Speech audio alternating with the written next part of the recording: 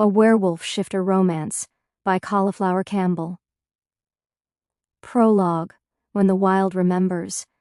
In the stillness between dusk and dawn, when the world holds its breath and the wind dares not stir the trees, there is a silence deeper than sleep, a silence where truths are buried and hearts begin to break.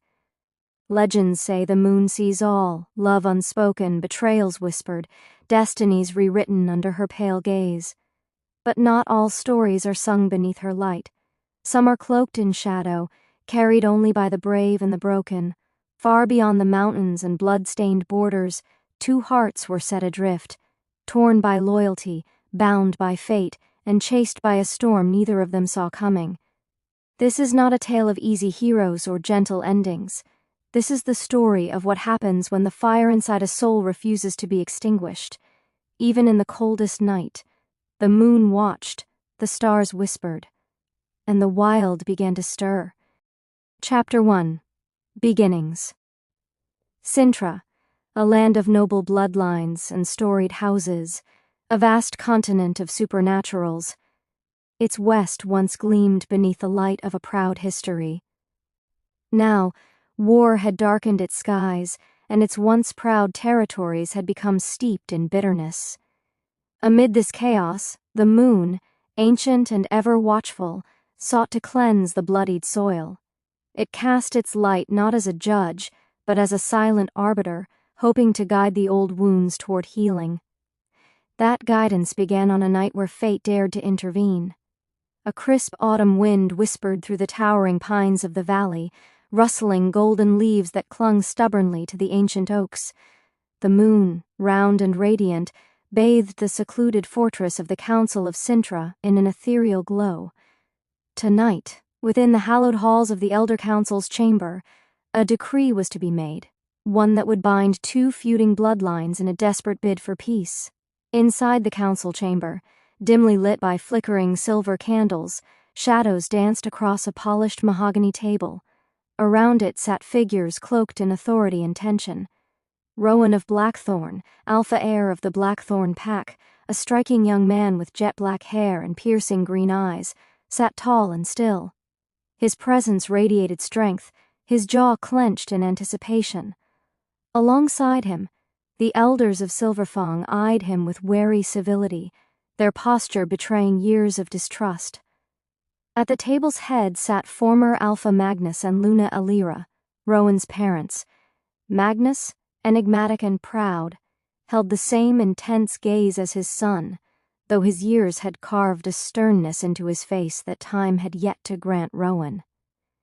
Beside him, Alira sat with an air of grace, her chestnut hair perfectly styled, her blue eyes scanning the room with quiet wisdom. Opposite them were Alpha Aldrich and Luna Selene of Silverfang. Aldrich's commanding presence was tinged with restrained anger. His shoulders were squared like a soldier expecting betrayal. Selene, ethereal and serene, radiated both beauty and sadness. Her silver hair shimmered in the candlelight, her ocean blue eyes betraying concern.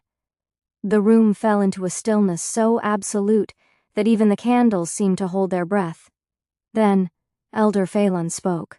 His voice, rough with age yet resolute, echoed against the stone walls. "The feud between our families has lasted long enough," he said, his wise eyes resting on each of the gathered. "The old ways have spoken. The blood moon approaches, and with it, a calamity both packs cannot survive divided. The bond of unity is our only hope." A hush spread through the chamber. Magnus's fingers tapped the table, his green eyes narrowed in thought. "You are suggesting marriage?" he said slowly, though his tone hinted at protest. Phelan nodded once. "Alpha Rowan will wed Ivy, heir of the Silverfang line. This union will bring forth a new age of peace." Alira tilted her head slightly. "Rowan is a leader now. The choice must be his." Aldrich's jaw tightened. "And Ivy is not a pawn. She will not be used to settle debts forged in blood. This is not about choice," Phelan said gently but firmly. "This is about survival." The decree was passed. Silence returned, not of agreement, but of resignation. After the meeting, at Blackthornne Keep, Rowan awaited his parents' return. He stood in the courtyard, arms crossed, the wind tossing his hair slightly as he stared out into the darkness. When Magnus and Alira approached, he sensed the gravity in their stride. Magnus wasted no time. They wouldn't back down, Rowan. You are to be wed. Rowan's eyes flashed. To a Silverfang? Alira stepped forward, her voice softer. Her name is Ivy Silverfang. A tense silence stretched until Rowan scoffed, shaking his head. I will never be bound to the enemy. Magnus's expression tightened. This is bigger than you. They are not my people, Rowan said, his voice like ice. I have been raised to despise them. I will not be tied to a Silverfang. He turned sharply and left the courtyard, his footsteps echoing with finality. The cold wind nipped at his heels, as if fate itself were warning him that defiance would cost him dearly. Across the valley, in the Silverfang stronghold, Ivy sat near the tall arched window of her chamber. The stars above were scattered like distant whispers, their light soft on her skin. Her silver hair caught the moonlight, her blue eyes reflecting the unrest that churned in her heart. A gentle knock pulled her from her thoughts. She turned as her mother entered, silent and grave. Mother? Celine stepped forward. There has been a decree from the council. Ivy rose slowly. What decree? Her mother's voice was calm, but sorrow seeped through. You were to be wed to Rowan Blackthornne. Ivy inhaled sharply. Were? He rejected it. The silence that followed was heavier than any scream. Ivy's hands gripped the edges of her dress, her voice hollow. He doesn't even know me. He's never even met me. Why? Celine reached out, but Ivy stepped back, hurt flashing in her eyes. Must destiny be forged in hatred? She whispered to no one. She turned and left the room. The stone halls of the Silverfang stronghold blurred as she moved swiftly, the cold air outside biting her skin as she crossed into the night. She looked up at the moon, her only confidant. She had not chosen this path, and now even the choice to accept it had been denied her. The night wind carried her sorrow, but the moon remained unmoved, ever watchful. Unbeknownst to her, fate had only just begun its relentless course. The story of Ivy and Rowan had not ended that night. It had only just begun. Chapter 2. The Flight of Ivy. The cold night wind whipped against Ivy's face as she sprinted through the towering trees of the valley. Each gust bit at her skin like shards of ice, but she welcomed the sting. The physical pain dulled the storm inside her. The thick canopy above shimmered under the pale moonlight, casting eerie, shifting patterns upon the forest floor. Shadows danced with every movement she made, as if the forest itself wept with her. Her breath came in short, ragged gasps, heart pounding in rhythm with the chaos in her chest. He refused me. The words echoed over and over in her mind, slicing deeper with each repetition. It wasn't simply the rejection that stung. It was the way Rowan had done it. So swift, so cold. He had never once met her, never even looked her in the eye, and yet he dismissed her like she was a mistake in a ledger. A Silverfang. A name cursed in her blood. Tears stung at the edges of her vision, but she blinked them back. She would not let them fall. Not for him. Not for the men who had condemned her based on a name she didn't choose. She stumbled over a gnarled root, caught herself and kept running. Branches whipped at her arms, roots clawed at her feet, but she pushed on, deeper and deeper into the forest. The ancient oaks towered like solemn sentinels, their limbs whispering secrets of wars long past. The whispering willows wept alongside her, their long tendrils brushing her arms like a mother's touch she hadn't felt in years. I carry the grace of my lineage, but must I always be a pawn in this endless war? Her thoughts spiraled as she slowed to a halt, chest heaving. Around her, silence settled. Even the nocturnal creatures of the valley dared not intrude on her anguish. The stars peeked through the branches above, quiet witnesses to her unraveling. Was she merely a symbol? A living treaty? A lamb sacrificed to appease two ancient warring houses? She clenched her fists and let out a scream that seemed to shatter the quiet. Enough. She would not be shackled by expectations. Not by the Blackthornne pack. Not by the elders. And certainly not by fate. A soft glow pulsed from beneath her skin. Her bones shifted, realigned, her senses sharpened. Within moments the girl was gone. In her place stood a magnificent white wolf, fur gleaming like moonlight on fresh snow. Her form was ethereal, radiant, a stark contrast to the darkness of the forest. With renewed vigor she ran. Her paws barely made a sound as they touched the earth. Wind tangled through her fur. With each stride, the weight on her chest lifted, replaced by the pure exhilaration of freedom. She ran until she reached a secluded glen, tucked between two towering cliffs. A still lake lay nestled within, its surface smooth as polished silver. The cliffs cradled the water like protectors, guarding its serenity from the rest of the world. Here, even the nightingales sang differently. Soft, sorrowful notes that matched the ache in her chest. She slowed and padded to the edge, gazing down into the water. Her reflection stared back, a white wolf with piercing blue eyes filled with unspoken pain and quiet resolve. Then she let the transformation wash over her again. Bones realigned, fur receded, and the light faded. Ivy stood naked beneath the moon, silver hair cascading down her back like stardust. The moonlight kissed her bare skin, highlighting every curve, every scar. She wrapped her arms around herself, trembling not from the cold, but from the storm within. And then she stepped to the edge. With a single breath, she dove. The lake embraced her. The cold shocked her senses, but it also soothed. She sank beneath the surface, weightless, free. For those few blissful seconds, nothing else existed. No Rowan, no Silverfang, no prophecy, no war, just her. But peace was fleeting. A splash echoed behind her. Her eyes snapped open. She spun in the water, heart thundering. Something else had entered the lake. Someone. Her instincts roared to life as she treaded water silently.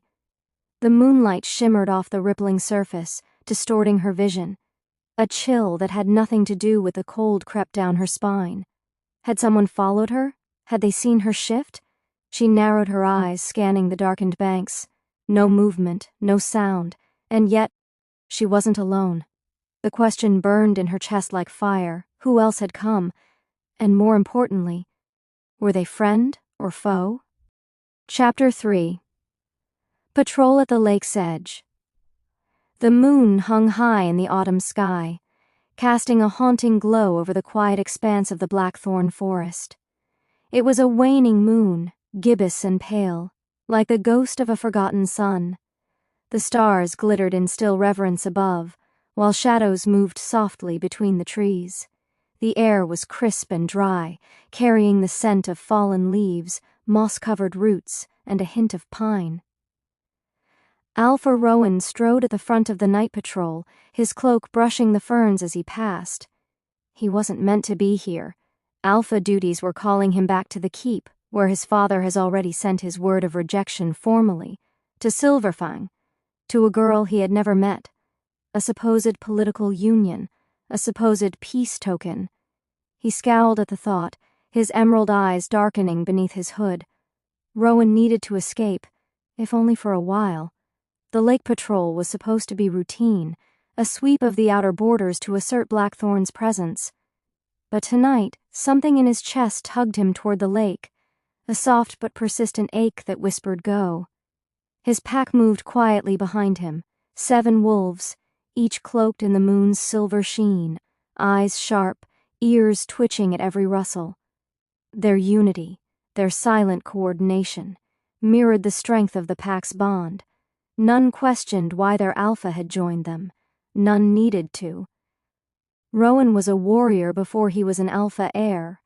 The trees thinned as they neared the lake, revealing the glen, an untouched sanctuary that shimmered like a hidden jewel in the forest. The water lay still, mirroring the stars with uncanny clarity. It was as if the heavens had fallen to earth and taken root in this one sacred place. Rowan raised his hand, and the patrol halted behind him. He stepped forward alone, entranced by the sheer serenity. Even the wind seemed to pause, as if afraid to disturb the sacred air. Then he saw her. She stood at the water's edge, barely a shadow at first, her white fur gleaming faintly under the moon. A wolf, not of his pack, a stranger, but not a threat. She exuded peace, stillness, like a ghost of the glen herself. She lifted her snout to the sky, and her howl was not one of sorrow or warning. It was music, soft, mournful, reverent. Rowan could not move. His breath caught in his throat. His wolf stirred inside him, restless and yearning. Then, as if summoned by his soul, the shift began. Her body shimmered in the moonlight. Bone, fur, and form danced with ancient grace. The transformation was seamless, as natural as the rising tide. A woman emerged where the wolf had stood, her skin pale as ivory, her long silver hair tumbling down her back, glowing with the light of the moon. She was naked, but not vulnerable, ethereal, but not fragile. Her eyes, ocean eyes, deep as the lake itself. Rowan felt an impact in his chest like a blow. Something ancient roared inside him. He took a step forward, his hand reaching out without thought. Behind him, the wolves stirred. "Turn away," he commanded, his voice low, edged with something dangerous. His guards hesitated, but none dared defy him. One by one they turned their backs, giving their alpha the solitude he demanded. Rowan watched her silently as she stepped into the lake, the water rising slowly to her knees, then her waist. Her silver hair floated behind her like a veil of starlight. Every movement she made was poetry. He shifted. The change came with a soft shimmer of power. Muscles rippled and fur receded, until Rowan stood bare on the shore, his breath misting in the cold night air. The water was freezing as he stepped in, but he felt nothing but heat. His emerald gaze never left her. She turned. For a moment time ceased. He saw the curve of her cheek, the quiet strength in her eyes, the loneliness that clung to her like morning mist. He had never met her before, and yet his soul knew her. She did not speak. Neither did he. They met in the center of the lake, the water reflecting the sky, blurring the line between earth and stars. He reached for her, and she let him. Their fingers touched. Electricity shot through him, wild and untamed. His wolf roared with recognition. He was lost. But maybe, just maybe, he had finally found something worth losing himself for. Chapter 4. The Moonlit Confession. The night was hushed, save for the gentle lapping of water against the shore. Above, the full moon hung like a watchful sentinel, its glow casting a silvery sheen across the lake's surface. Crickets sang their slow lullaby, while fireflies danced lazily near the tall reeds lining the water's edge. The stillness in the air was sacred, like nature itself held its breath for what was unfolding. Rowan floated just a few feet from the girl, a stranger to his pack but not to his thoughts. The stranger who had stirred something unfamiliar yet powerful inside him. His powerful shoulders rose and fell with slow breaths, every inch of him alert and grounded in this surreal moment. His heart pounded, but not from exertion. It was her. The moon's reflection shimmered between them, creating a dance of light that seemed to connect their two bodies in an ethereal glow.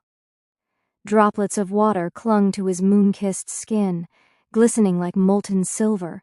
His jet-black hair, damp from the lake, fell over his sharp, chiseled features. Beneath the moon's glow, his green eyes, so piercing yet unreadable, bore into hers. Ivy. She floated before him, her silver hair fanned out over the water like liquid silk. Her lithe form sheer and almost glowing in the moonlight. The reflection of the moon danced in her luminous blue eyes, which held an emotion Rowan couldn't quite place. Was it sorrow? Curiosity? or something deeper, something forbidden. Silence stretched between them, thick with unspoken thoughts. It was Ivy who broke it first. "You were watching me," she murmured, her voice like the wind through the trees, soft but unyielding. Rowan exhaled sharply. "Yes." Her lips parted slightly, as if searching for the right words, but he spoke again before she could. "I didn't mean to intrude. I was leading my pack on patrol, but then—" He trailed off, swallowing hard, the rest of the sentence hanging unsaid. "But then you saw me." There was no accusation in her voice, only quiet understanding. "Yes." Another stretch of silence. Ivy tilted her head slightly, studying him the way one studies a puzzle with missing pieces. "And what did you see?" Rowan hesitated. He wasn't the type to bear his thoughts so easily, to speak emotions aloud. But something about this moment, about her, made him want to. "I saw—" He ran a hand through his wet hair, then let out a quiet laugh, as if frustrated with himself. "I don't know what I saw." Ivy's gaze didn't waver. "Then what did you feel?" His breath caught. "What did I feel?" He looked away, eyes narrowing as he stared at his own reflection in the water, seeing the weight of legacy and expectations carved into his face. For a long time he had been raised with a singular purpose: to uphold his family's legacy, to lead his pack with strength, to never show weakness. He had rejected the arranged union because it was an insult to his pride, a demand he never asked for. He never cared to know the girl they had chosen for him. And yet, here in the moonlit water, floating before a stranger whose name he didn't even know, he felt something undeniable. Burdened, he admitted at last, voice quieter now. "My life is dictated by duty and legacy." Ivy's expression didn't change, but something flickered behind her eyes. "Must our hearts always follow duty above what we really want?" she asked softly. Rowan's jaw tightened. "I was raised to believe so." Ivy exhaled, closing her eyes for a brief moment, as if steadying herself. When she opened them again, her gaze was resolute. "I was, too." A quiet understanding passed between them, something heavier than words. They had both been bound by the weight of expectation, shaped by legacies older than themselves. And yet here, in this fleeting moment, they were just Rowan and Ivy. Not alpha heir and heiress, not enemies, just two souls adrift in the same current. Rowan let out a breath and turned his gaze to the moon. "Do you believe in fate?" he asked. Ivy followed his gaze. "I believe in choices." He turned back to her, intrigued. "And what would you choose if you could?" She hesitated, looking at him as if searching for something. Then, finally, she whispered, "To be free." Something in Rowan's chest tightened. He understood that wish more than he cared to admit. The lake embraced the stillness of their moment, and the trees surrounding them stood tall like ancient guardians. Even the wind, which had stirred the surface of the water earlier, had calmed as if unwilling to disturb them. For a long time neither spoke. The only sound was the gentle ripple of the water, the whisper of the night around them. But in that silence, something else formed between them, something fragile yet undeniable. Their connection didn't need words. It was in the way their eyes lingered, the way the moon lit only the space between them, not beyond. A pause in time, a breath the universe dared not exhale. Neither knew what the morning would bring, but in that moment, beneath the moon's watchful gaze, they weren't bound by duty or legacy. They were simply two souls finding each other in the dark. Chapter 5. The Hidden Identity. The weight of the night lingered on Rowan's skin as he returned to the fortress, his thoughts a tangled mess. The lake's cool embrace had faded, but the girl, the stranger, remained etched into his mind. Her silver hair, her haunting blue eyes, the way her words had sliced through him like a blade sharpened by truth. Must our hearts always follow duty above what we really want? He clenched his fists as he strode into the grand Blackthornne stone hall, the torches lining the walls casting flickering shadows that stretched like specters of his past choices. The scent of pine wood and damp stone filled the air, and the echo of his boots on the ancient floor announced his arrival. His pack awaited him inside, their eyes filled with questions they dared not ask. "Find out who she is," he ordered, his voice steady, betraying nothing of the turmoil within. His beta, a seasoned warrior named Darius, stepped forward, his expression unreadable. "You wish to know the identity of the White Wolf?" Rowan nodded. "I need to know everything about her." The pack dispersed, each member understanding the gravity of their alpha's command. Rowan remained behind, pacing the length of the chamber. His thoughts warred with one another, logic battling instinct. He had spent his life resisting the ties that sought to bind him to the Silverfangs. He had rejected Ivy, coldly, without question. He had never needed to meet her to know that she was his enemy. But now the memory of a silver-haired girl floating in the moonlit lake haunted him. The words she had spoken whispered through his bones. What if she was different? What if she was more than just a name, more than the enemy he had been raised to despise? He shook his head. No, it doesn't matter, it can't matter. But when his pack returned, their faces grim, Rowan knew before they spoke that something had shifted. Darius hesitated for only a moment before delivering the words that would unravel Rowan's world. "The one we seek is none other than Ivy Silverfang." A thick silence blanketed the room. Rowan felt his breath catch, his pulse roared in his ears. "Ivy Silverfang," he repeated, the name tasting foreign on his tongue, yet feeling disturbingly familiar. His mind raced back to the arranged union, to the bitter rejection he had thrown so effortlessly. "I will never be bound to the enemy," he had declared. He had spat her name out with scorn without knowing the girl behind it. And yet, tonight, he had met her, not as a Silverfang, not as his supposed enemy, as her, the girl who had met his words with wisdom, who had challenged his ideals, who had looked at him not with fear but with something else, something raw, something real. His fingers curled into fists.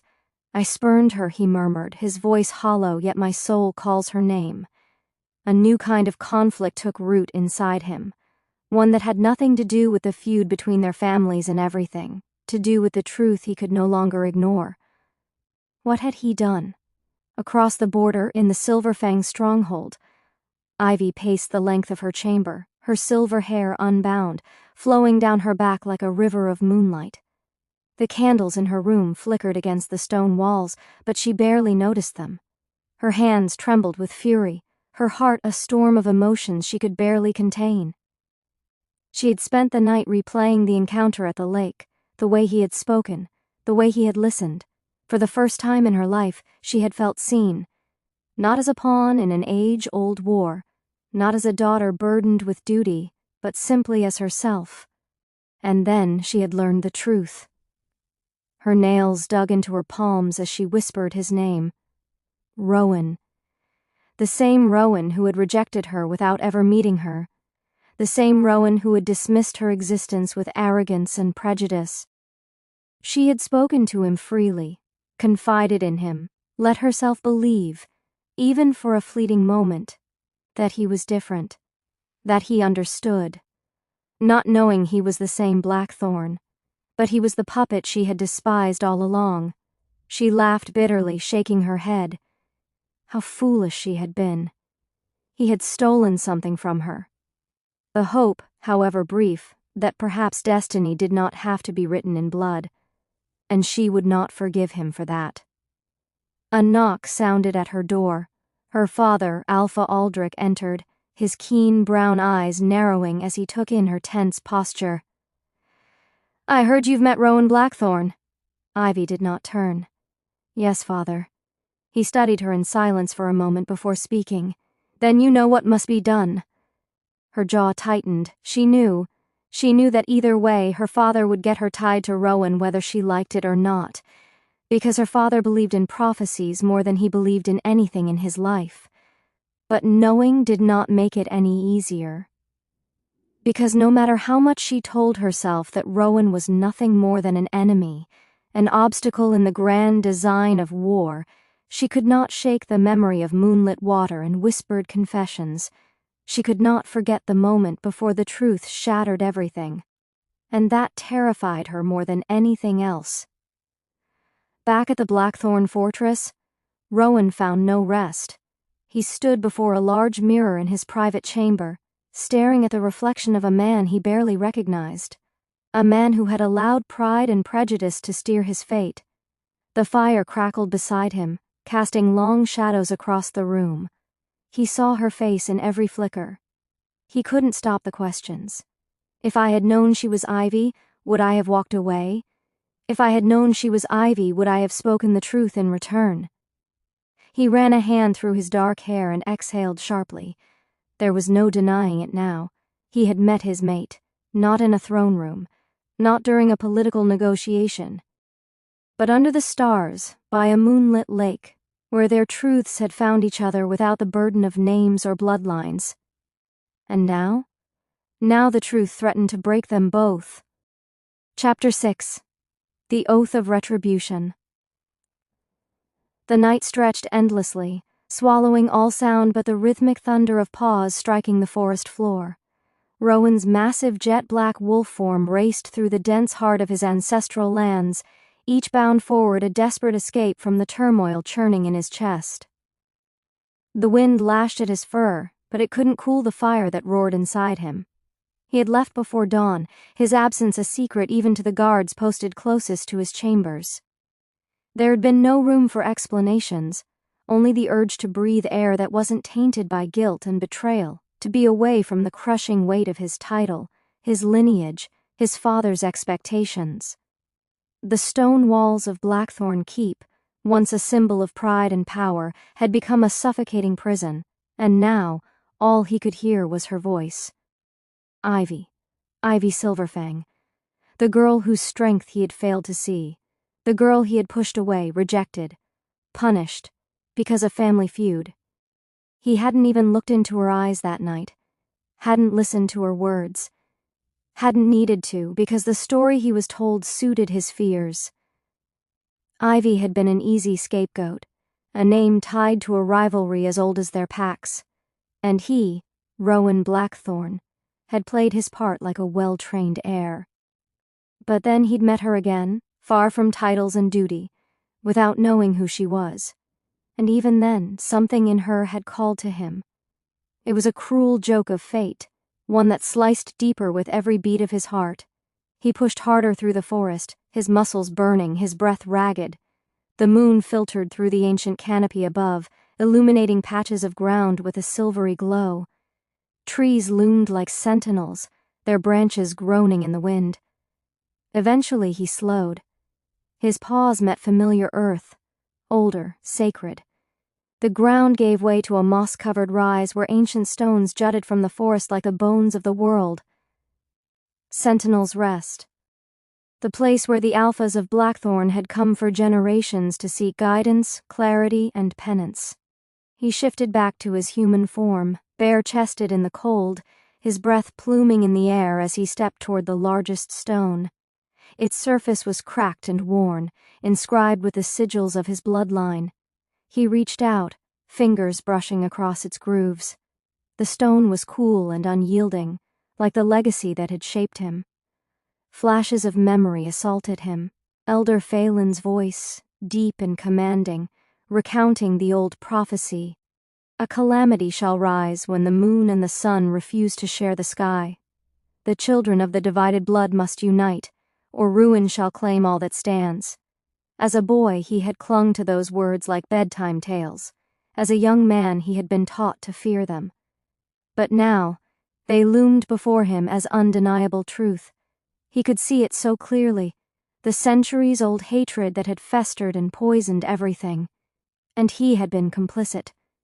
Rowan's fists clenched. His jaw tightened as a wave of guilt swept over him. Had he doomed them all? He dropped to his knees before the stone, pulling a dagger from the leather sheath tied to his side. Its hilt was wrapped in black leather, the blade forged from star-forged iron passed through generations of alphas. He stared at it for a moment before placing the edge against his palm. The cut was sharp and clean, blood welled and dripped onto the moss below, vivid crimson in the pale moonlight. "I will undo the chains of prejudice," he whispered, voice tight but unwavering, "even if it costs me all I hold dear." The wind howled as if in response, spiraling through the trees with a sound like whispered names. The blood hissed where it met the stone, absorbed like ink into the earth. Rowan lowered his head. He had spent his life believing strength came from obedience, that loyalty meant upholding the old ways. But Ivy had shown him something different. Kindness where there should have been bitterness. Courage where there should have been fear. And he had destroyed her world. No more. He rose, the dagger still in his hand, his blood drying on the hilt. The fire in his chest had transformed, no longer wild grief but cold resolve. He would find the truth. He would protect Ivy. He would burn down every lie built in the name of power, starting with the walls of Blackthornne itself if he had to. The prophecy was no longer a warning. It was a call to war, and Rowan Blackthornne had just declared his oath of retribution. Chapter 7. Ivy's Soliloquy. The wind howled through the abandoned tower at the farthest edge of Silverfang Fortress, where Ivy used to find peace away from her family who never truly cared how she felt. It sang through the cracks in the ancient stone like a mournful lullaby, carrying whispers of stories long forgotten. The tower, once part of the original stronghold before war ravaged its flanks, now stood lonely and leaning, veiled in ivy and age. Ivy stood by the arched window, her silver hair flowing freely behind her as she gazed upon the distant horizon. Her arms were wrapped around herself, more for comfort than warmth. The moon bathed the fortress in a pale glow, illuminating the scars of centuries-old battles carved into its time-worn walls that had witnessed both conquest and surrender. This place, abandoned by the living, had become her sanctuary. She had fled here for solace, for space to think, to escape the suffocating weight of expectations pressing upon her since birth. Here, the air was still, the silence sacred. No advisors, no brothers, no eyes watching, judging. Just her and the night. But peace was fleeting. Her fingers curled around the edge of the window as she noticed a stir on the lower roads. A luxurious caravan approached, its torches flickering like fireflies in the dark. Her heart stilled. The banners told her everything she needed to know. Blackthornne, the snarling wolf sigil against obsidian silk. Even from this height, their presence was unmistakable. The line of mounted warriors rode with precise formation, flanking a grand carriage adorned with dark carvings and gilded edges. Chariots trailed behind, filled with ornate chests glinting with gold, rubies, and gifts. A diplomatic show of wealth and goodwill. But it chilled her blood. A message had arrived earlier, sealed with Blackthornne's crest. Ivy hadn't dared to read it herself, but the look on her father's face had said enough. A foreboding whisper clawed at the edges of her mind. Moments later, a knock echoed through the chamber of the abandoned tower. Her breath caught. She turned sharply as the heavy wooden doors creaked open, revealing Alpha Aldrich Silverfang, her father. He filled the room like a gathering storm, his silver-streaked beard lending him a patriarchal dignity, but his eyes, cold, calculating, were devoid of warmth. "Ivy," he said, voice heavy with meaning. She didn't answer. With a sigh, he stepped further into the room, his boots clicking with purpose. "You keep spending time in this broken tower," he remarked. "Well, it's the only place I get to have a say," she snapped, her voice sharp and bitter. He frowned at that. "Rowan Blackthornne has reconsidered the union," he announced. "He has agreed to take you as his Luna, under certain conditions." Ivy went still. The words felt like a fist closing around her throat. "Reconsidered? she repeated, disbelief soaking every syllable. Yes. His terms have been set. The alliance will proceed. Her heart twisted. You can't be serious. He nodded, as if her outrage was of no consequence. This is for the good of both our packs, Ivy. A bitter laugh escaped her. The good of our packs, or the good of your pride? Her voice rose. Or is it fear, Father, that without this marriage, our enemies will sense our division? Aldrich's expression darkened. This is bigger than you or me, he said firmly. The prophecy, Ivy spat. Is that what we're still clinging to? The words of some long-dead elder council, dictating our lives like we're characters in a cursed tale? She stepped toward him, eyes ablaze. He rejected me, without knowing me. And now, overnight, he changes his mind? I'm simply supposed to accept that? Her father didn't blink. Yes, one word, a sentence, a command. Her voice broke. You're not even giving me a choice. This is not about choice, Aldrich said. It is duty. He moved closer, his voice lower but no less sharp. And you, as the heir, must fulfill. Ivy's hands shook. I am not just some bargaining chip. But you are my daughter, he countered, and as Alpha, I command you to go. The words rang through the tower like a death toll. He turned and left without another word. The door closed behind him, leaving Ivy standing in silence, surrounded by the ghosts of her childhood. Memories flooded her. She was a girl again, racing through the training fields, her silver hair trailing behind her as the sun beat down on her skin. Her mother's laughter echoed, brushing tangles from her curls, whispering, You are born of the moon, my love, and the moon does not bow to the sun. She remembered the exhilaration of her first shift, the agony and beauty of it, the wind in her fur, the power singing through her blood, her father's hand on her shoulder, his words, You carry the weight of generations, Ivy. One day you will understand. But she didn't understand. Not then, and certainly not now. The painful goodbye. Dawn broke cold and merciless. Ivy stood at the fortress gates in a breathtaking maroon gown, the fabric layered with intricate embroidery of lunar wolves and silver thread. The wind tugged at her cloak, but she stood tall. Beside her, Luna Celine clasped Ivy's hands with trembling fingers. Her eyes glistened with tears she dared not shed. My sweet girl, she whispered, stay strong. Ivy looked at her, her throat tight. I don't want to go. Her mother cupped her face, pressing their foreheads together. Then go as the storm, not the rain. Aldrich stood a few feet away, arms folded, expression stony. The Blackthornne warriors waited near the carriage, their eyes respectfully averted. Every step toward that carriage felt like walking to the gallows. The door opened with a creak. Ivy turned once more to her mother, then climbed inside. The door thudded shut behind her. As the wheels rolled forward, Ivy pressed her forehead to the glass. Silverfang Fortress grew smaller behind her. Her heart, fragile and fierce, broke and rebuilt itself in the same breath.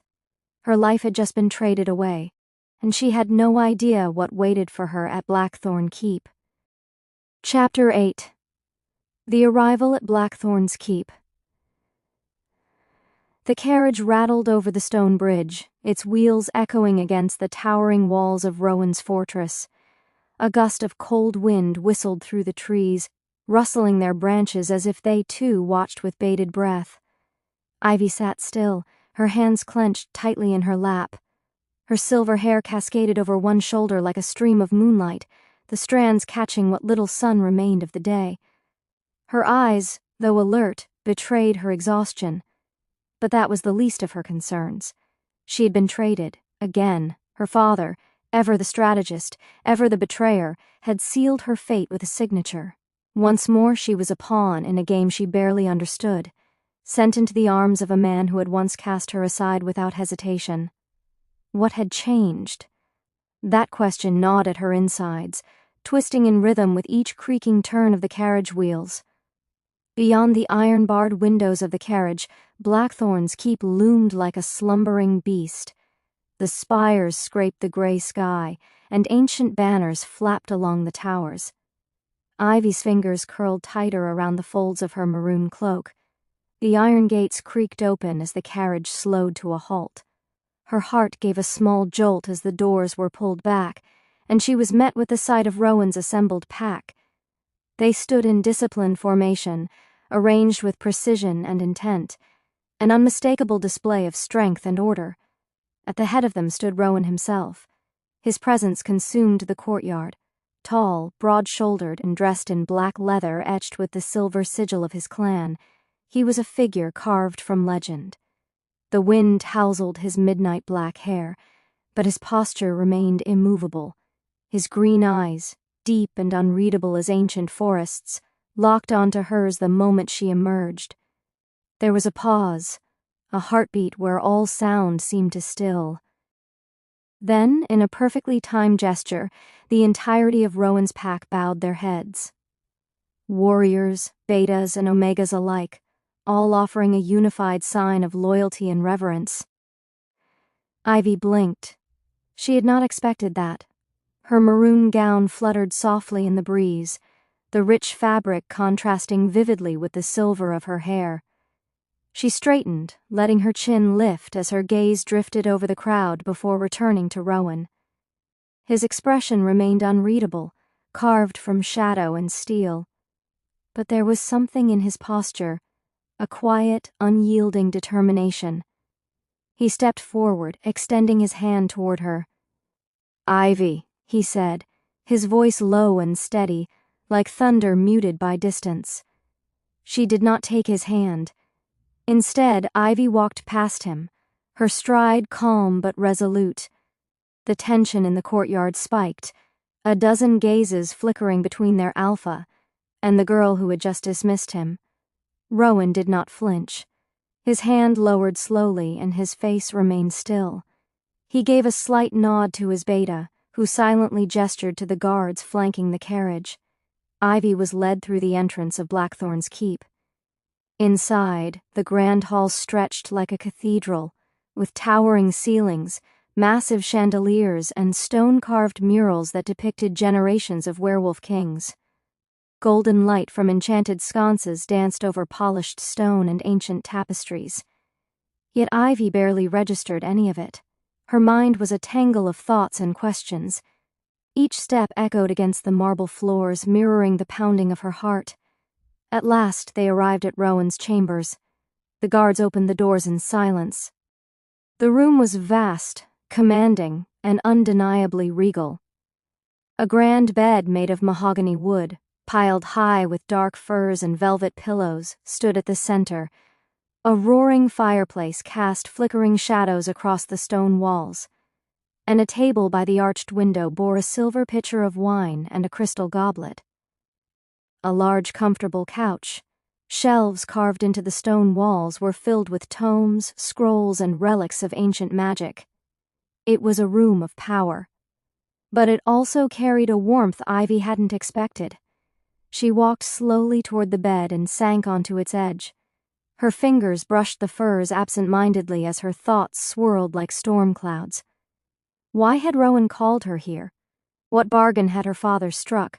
What had changed in Rowan's heart, if anything? She felt like a torch caught between opposing winds, and though she would never admit it aloud, fear coiled in her belly. The gathering at the ruins, miles away, hidden deep within the shadowed forest, the remnants of an ancient temple stood in solemn defiance of time. Stone pillars, cracked and worn, jutted skyward like the ribs of a long-dead beast. Ivy curled up the broken walls, whispering against the wind. There, in the heart of ruin, a secret meeting was unfolding beneath the cover of night. A fire crackled at the center, casting a circle of gold against the darkness. Around it stood a collection of figures cloaked in black and gray. The scent of burning incense mingled with the damp earth, lending the place an air of the arcane. An elder stepped forward. His back was straight despite his age, and his presence stilled the air like an approaching storm. Silver hair flowed over his shoulders, and his eyes shimmered with ancient knowing.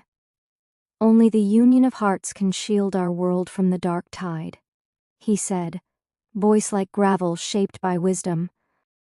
A murmur rose among the group. "This alliance is a fragile thing," a gruff voice said. "Rowan's pride is a blade sharp enough to undo it." "And Ivy?" another asked, this voice smoother, more curious. "Will she yield, or will she burn everything down to escape the chains?" A figure cloaked in midnight stepped forward, and the others instinctively made space for him. "If they fail to unite," he said, his tone a warning laced with certainty, "we all pay the price." A heavy silence followed. Above them, the wind moaned through the hollow archways, carrying with it the whispers of prophecy. The darkness was closer than any of them wanted to admit. The shadows stirred in forgotten corners of the world, and even here, in the circle of flame, they could feel its breath. This was not just about Rowan or Ivy. It was about the fate of every soul still clinging to the light in Sintra. Whether Rowan and Ivy knew it or not, their destinies had already entwined like roots beneath the soil. What bloomed from it would either be salvation or destruction. Chapter 9. Una. The grand bed was softer than Ivy expected, but rest refused to claim her. The scent of pine, cedar, and firewood lingered in the air, mixing with the faint traces of Rowan's presence. She closed her eyes, willing her mind to quiet, but even as she sank deeper into the dark furs, questions spun inside her head like a storm. Why had Rowan changed his mind? What conditions had he set with her father, and why did the weight of this union feel heavier than she had imagined? A soft knock at the door interrupted her spiraling thoughts. Ivy sat up, smoothing the fabric of her dress, fingers twitching slightly with uncertainty. "Come in," she said, her voice low. The heavy wooden door creaked open to reveal a young girl no more than 18. She had long, wavy dark hair and piercing green eyes unmistakably like Rowan's. The girl stepped inside with grace, her presence calm yet confident. "You must be Ivy," the girl said, offering a gentle smile. Her tone carried warmth and a quiet curiosity. Ivy tilted her head slightly, guarded.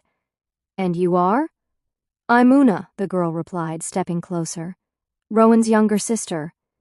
Ivy blinked. Rowan had a sister?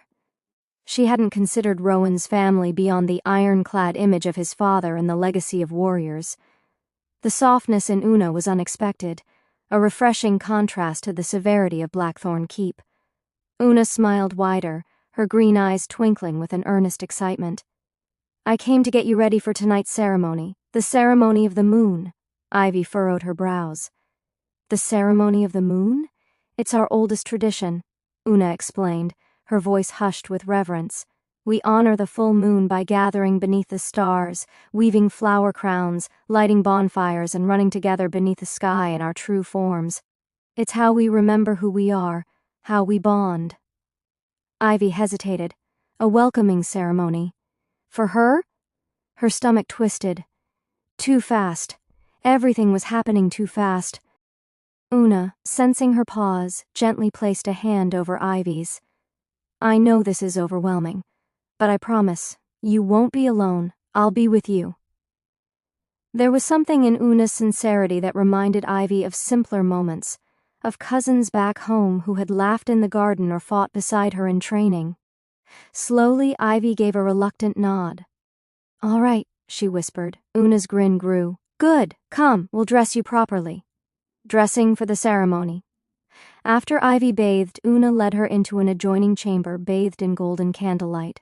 The room was filled with gowns of every imaginable hue, from twilight violets to pale silvers. They shimmered like reflections on water. Ivy's eyes landed on a maroon dress, rich and deep, her favorite color. But Una pulled out a white gown, its embroidery delicate as falling snow. "This one," Una said, holding it up. "The color of purity and beginnings. You'll look radiant." Ivy ran her hand over the fabric. She wasn't used to softness. Her days had been forged in the harshness of duty, strategy, and the heavy expectations that came with being the Alpha's daughter. Una helped her into the gown, pulling laces and smoothing fabric until the fit was flawless. Then she lifted a crown of fresh daisies and lavender, weaving it gently into Ivy's silver hair. Ivy stared at her reflection. The mirror showed someone she barely recognized. She looked like she belonged to the moon itself. Una stepped beside her, voice soft. "You look beautiful." Ivy swallowed. No one had said that to her in years. She had been admired for her strength, respected for her bloodline, feared for her skills. But beautiful? Una met her gaze in the mirror, her own smile tinged with a sadness only sisters could carry. "My brother," she began carefully, "has never wanted anyone. Not really. But lately, I've seen a change, a softening. I think it's because of you." Ivy's shoulders tensed. Because of her? No. Rowan had rejected her without even knowing her. He had treated the alliance like a burden. Una turned to her, her voice barely above a whisper. "Please, give him a chance. For what he might become with you." Ivy said nothing. Her mind was a whirlwind. But as she looked into Una's hopeful eyes, something cracked. A tiny, almost imperceptible crack in the wall she'd built around her heart.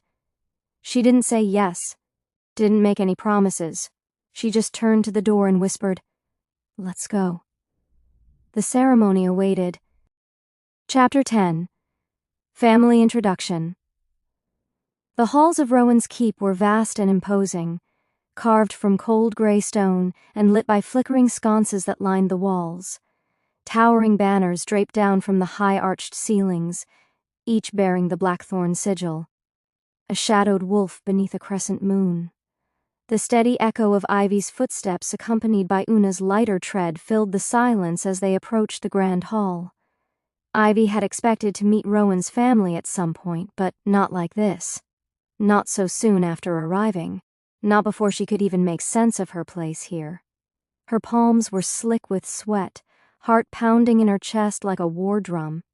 The keep was magnificent, but intimidating, and the weight of what lay ahead pressed into her chest. Una sensed it, her fingers gently wrapped around Ivy's wrist, squeezing reassuringly. "Don't be nervous," Una whispered with a bright smile. "Mother will love you." Ivy gave a tight nod, but her stomach churned. She wasn't sure if Una was trying to soothe her nerves or distract her from the knot forming in her throat. The grand hall opened before them, a vaulted chamber filled with murmuring voices. The crowd parted respectfully as they entered, all eyes turning to the pair. At the end of the room sat 2 carved thrones raised upon a dais, one of dark wood veined with silver, the other inlaid with moonstone. Upon them sat Rowan's parents, former Alpha Magnus Blackthornne, Luna Alira Blackthornne. Magnus was a towering figure, his presence a mountain of shadow and steel. His eyes, green and piercing like Rowan's, held no warmth as they locked on Ivy. Beside him, Alira was a portrait of poised grace. Her chestnut hair, braided in intricate coils, crowned a face that had not aged. Her eyes were a striking, ice-clear blue, assessing but not unkind. Una stopped before the dais and gave a polite bow. "Mother, father," she said, her voice proud and melodic, "this is Ivy Silverfang." She turned to Ivy and gave her a slight nod of encouragement before slipping away, leaving Ivy alone beneath the gazes of the Alpha and Luna. A silence fell over the chamber. Alira rose gracefully from her seat, descending the dais like a queen descending a cloud. "Welcome to Blackthornne, Ivy of the Silverfang Pack," she said, her voice low but clear. "Daughter of Selene, you are most welcome here." Her gaze softened as she studied Ivy's face. "You are as beautiful as they say. I have never seen silver hair quite so striking." Ivy was momentarily taken aback. Compliments weren't unfamiliar to her, but they were usually edged with political interest or envy. Alira's words felt genuine, pure. The woman stepped closer, her tone intimate yet formal. "You will be a daughter of Blackthornne soon, once you and my son have mated. So please, Feel welcome among us. We are family now." Just as Ivy opened her mouth to reply, a deep voice sliced through the calm like the edge of a blade. "Soon-to-be family," Magnus corrected, his voice hard and cold. "She is not family yet." The tension in the room thickened. Elira froze, her hands folding gently in front of her, her calm demeanor unshaken. But Ivy could feel the shift in the crowd, the unspoken judgment, the weight of their scrutiny. Not family yet. Magnus had made it clear she didn't belong. Ivy stood tall, fighting the heat rising in her throat. She had faced hostility before, but coming from the man who would be her father-in-law, it stung in a different way. Then came a new presence, solid, steady, unmistakable. Rowan. He moved to her side, his arm brushing hers, and without hesitation, he slipped his hand around her wrist. It was not a show of affection, not a romantic gesture. It was a declaration. His voice rang through the hall, low but powerful. "Please, be nice to my mate, father." Murmurs erupted across the room. The word mate seemed to hang in the air like lightning before the strike. Ivy tensed. That word. He had never spoken it to her, had never offered such a label. Magnus scoffed. "She is not yet your mate, Rowan. You haven't marked her. There hasn't even been a wedding, for God's sake." The dismissal was sharp, reducing Ivy to a transaction, a deal signed between alphas. Her chest tightened, but Rowan's grip did not waver. "She is my guest," he said, a growl rising beneath the surface of his voice. "And I will not allow you or anyone else to make her feel unwelcome." Silence blanketed the hall. All eyes were on the heir of Blackthornne. Magnus straightened, his face darkening. "You dare raise your voice to me?" Rowan did not flinch. "I dare defend what is mine." Ivy's breath caught. The words struck her deep. Possessive, fierce, protective. There was a storm behind his calm exterior, a wildfire beneath his skin, and he was using all of it to shield her. Tension crackled in the room, as thick and sharp as lightning waiting to fall. Just when Ivy thought Magnus would explode, Elira stepped between them, her voice the cool touch of water over flame. "This is not the night for division," she said softly. "Let us celebrate under the moon, not quarrel beneath its light." Magnus glared at Rowan, then at Ivy, before letting out a sharp breath and leaning back in his throne. "Fine, but don't mistake my silence for approval." The moment passed, the air loosened. Rowan slowly released Ivy's wrist, but his hand hovered near hers, protective still. Ivy took a steadying breath. This was her future. These were the people she would have to live among, and part of her, a defiant, furious part, thought, hell no. She had been raised for duty, trained for war, taught to honor legacy. But nothing had prepared her for this battlefield. And yet, here she stood, unbroken. The ceremony still awaited, and Ivy Silverfang was no stranger to walking into the fire. Chapter 11. Vanessa. The halls of Blackthornne Keep were suffocating. The flickering torchlights lining the walls cast long shadows that danced ominously over the ancient stone. The tension in the air was a noose around Ivy's neck. Whispers followed her like ghosts, her every step echoing through corridors heavy with disapproval. The weight of 1,000 unspoken expectations pressed down on her shoulders, a burden she hadn't asked for. She barely registered Rowan's hand clutching hers. His grip was firm, too firm, but she didn't resist. He was leading her away from the grand hall, away from Magnus's chilling gaze, from the quiet judgment in the eyes of Rowan's mother, and the cold, assessing look of the overseer. It should have felt like an escape, but it didn't. The moment they were alone in a narrow corridor, lit dimly by amber light, Rowan halted. He turned sharply to face her, green eyes flashing with confusion and frustration. "How could you not say a word?" he demanded. "At least defend yourself." His voice rang louder than he'd intended. The echo bounced off the walls, accusing and sharp. Ivy stood motionless. Her silver hair fell loosely over her shoulders. the delicate strands glinting like moonlight. Her face was unreadable, carved from quiet defiance and exhaustion. She had nothing to say, not to him. The fire inside her, the one that had always kept her upright, kept her from breaking, was dwindling. Things had moved too quickly, spiraled too far out of her control. She was being pulled in too many directions, her will chipped away by scrutiny and manipulation. Rowan's gaze faltered. His anger dimmed, guilt blooming across his face. He exhaled harshly and rubbed his hand through his hair. "I didn't mean to," he muttered. Then, stepping closer, he offered a soft smile. "You look beautiful." Still, Ivy didn't react. No smile, no acknowledgement. Just a slow, weary shake of her head. "You're not different from them," she whispered. The words cut deeper than a scream could. Rowan froze. Then she turned, her white dress sweeping the floor as she walked away without another glance. Her departure was silent but deafening. She needed space. She needed Una. Ivy roamed the unfamiliar corridors of Blackthornne Keep, calling out her friend's name. "Una!" she said again, her voice edged with anxiety. The halls all looked the same, cold stone, distant chandeliers, and high windows that let in no moonlight. She rounded a corner too quickly and collided with someone. A girl. Tall, striking, and poised. She had auburn hair falling in effortless waves and piercing brown eyes that glittered with disdain. Her gown was elegant, but it couldn't hide the venom in her stare. Ivy stumbled slightly, catching herself. "Sorry," she said quickly, not wanting another confrontation.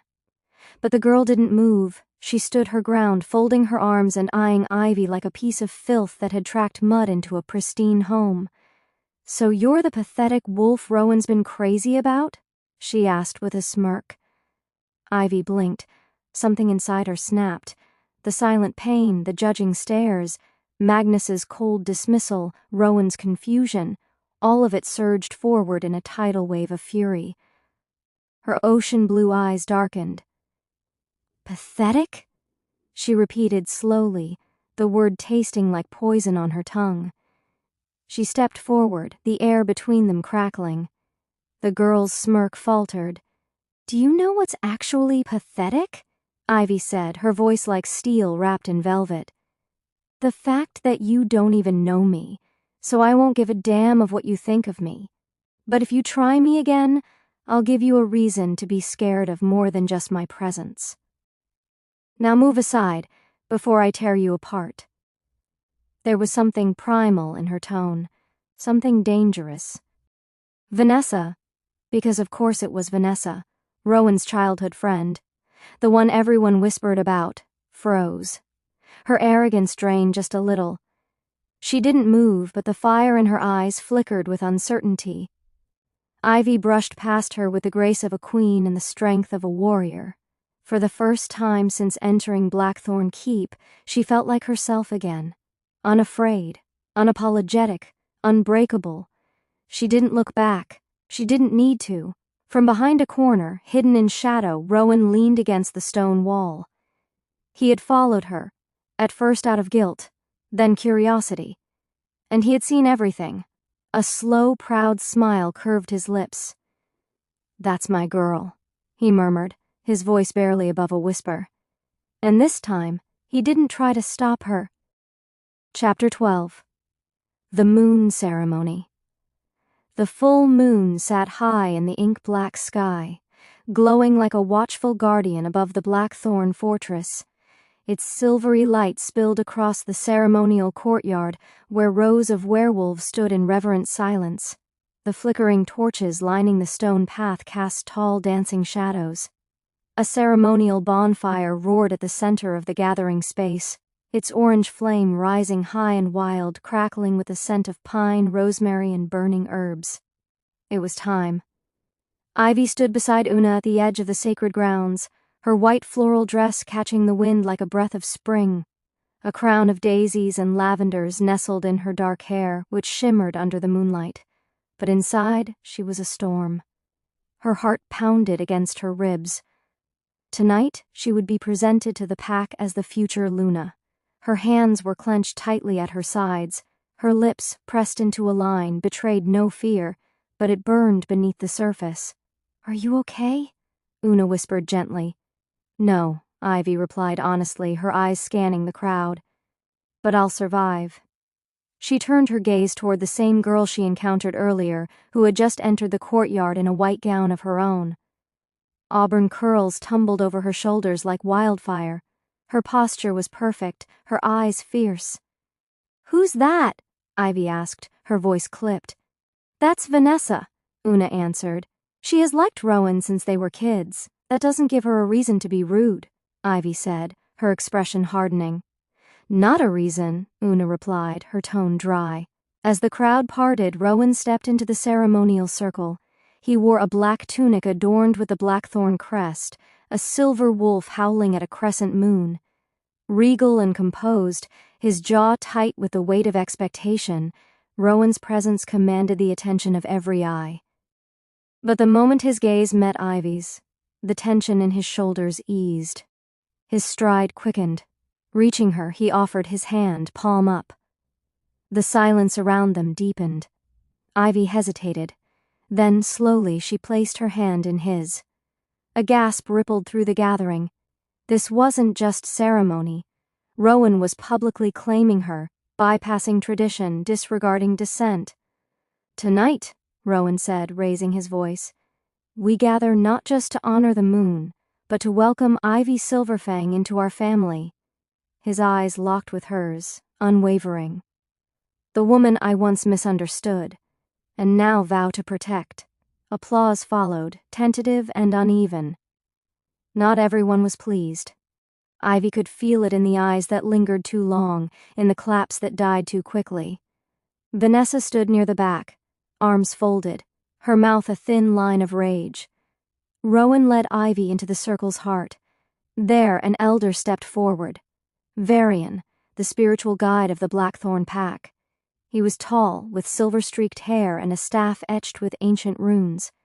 He began chanting in the tongue of old. The words rolled through the courtyard like smoke, thick with history and power. Ivy's chest tightened. She felt the pack's connection to the moon, to each other. But she didn't feel part of it, not yet. Varian's chant faded. His eyes met hers. "Do you, Ivy Silverfang, accept the ways of the Blackthornne? Do you offer your strength, your loyalty, and your spirit to this pack as our future Luna?" Dozens of eyes burned into her. Her breath caught. She looked to Vanessa, then to Una, then Rowan. Finally, she tilted her head back and stared at the moon. "I offer myself, not out of obligation, but because I want to change what this war has done to us," she said clearly. "If I am to be Luna, it will be on my own terms." A low murmur rolled through the crowd. Rowan's grip on her hand tightened, not in protest, but pride. Then a sharp voice shattered the moment. "She doesn't belong here." Gasps echoed. Vanessa had stepped forward, eyes burning. "She's a Silverfang. She's not one of us. She can't be. She hasn't even been marked by the Alpha Heir." Ivy stepped forward, calm but lethal. "I didn't realize being Luna came with petty jealousy as a test." Vanessa's smile was poisonous. "Then prove it. Challenge me." The crowd recoiled. A challenge. "On the moon ceremony night?" Rowan stepped forward. "Don't, Vanessa. I accept," Ivy said, her voice cutting through the air. Rowan turned to her, stunned. "Ivy, I need them to see who I am," she said softly. "Let them see." Varian sighed. "So it shall be." The crowd cleared, forming a wide circle. The bonfire crackled louder as if sensing the storm to come. Two women in white stepped into the ring. Ivy stood tall, her eyes locked on Vanessa's. Vanessa radiated fury and entitlement. Rowan stood at the edge, his eyes never leaving Ivy. No claws, no shifting. "First to fall yields," Varian declared. They began to circle. Vanessa struck first, fast and vicious. Ivy dodged, spun, and countered with a sharp strike to her shoulder. The crowd roared. A kick landed against Ivy's ribs. Pain bloomed, but she stayed upright, dancing backward. Then she dropped low, swept Vanessa's legs, and brought her down. Breathing hard, Vanessa scrambled back to her feet. "You little—" Ivy surged forward, a blur of motion and fury. Years of Silverfang training surged through her veins. She tackled Vanessa, pinned her. "I'm not here because of Rowan," she hissed. "I'm here because fate won't leave us alone." Vanessa struggled beneath her. "Yield!" Ivy commanded. "Silence." "I said, yield! I yield!" Vanessa spat. The silence broke into gasps. A few claps followed, hesitant but growing. Rowan stepped forward, lifted Ivy's hand into the air. "This is Ivy Silverfang," he said, voice like thunder, "and she is worthy." Ivy scanned the faces before her. Doubt was still there, but now so was respect, the beginning of acceptance. Rowan leaned close. "You were incredible." She looked at him, calm and cool. "Don't thank me yet. This is just the beginning." Varian lifted his staff high. A howl erupted from his throat, long and low. One by one, wolves shifted around them. Rowan transformed into a sleek, massive black wolf, his coat shining under the moonlight. His father and mother followed suit, 2 pitch-black wolves, regal and proud. Una's wolf was smaller, with bright green eyes. Then Ivy shifted. Her wolf was silver, not gray, silver, ethereal. The crowd stared in awe. Together, Rowan and Ivy ran forward, leading the pack into the forest of Sintra. Behind them came the unified Blackthornne wolves. Vanessa and a few others remained behind, watching in silence. Under the full moon, 2 wolves, black and silver, ran as one, a symbol of peace, of possibility, and far above the moon bore witness. The first flicker of true unity had begun. Chapter 13. Mending Hearts. After the moon ceremony and the public challenge, the atmosphere within the Blackthornne pack begins to shift. Whispers faded into respectful silence when Ivy walked by. Eyes once filled with judgment now carried a glimmer of admiration. Something had changed, something undeniable.